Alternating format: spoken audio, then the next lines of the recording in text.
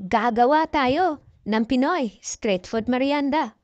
Una, sa isang lagayan, pagsamasamahin lang natin lahat ng mga dry ingredients at hahaluin lang natin ito. Sunod natin ilagay yung mga liquid ingredients at hahaluin lang natin ito ng mabuti.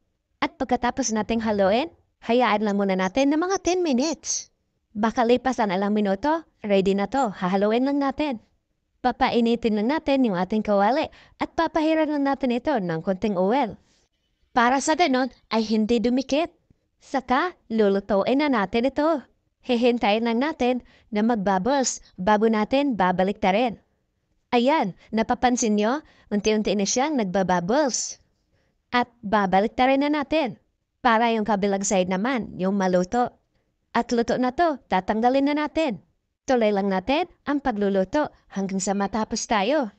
At gusto ko lang din magpasalamat sa mga walang sawang nanood at sumusubaybay ng akin mga video.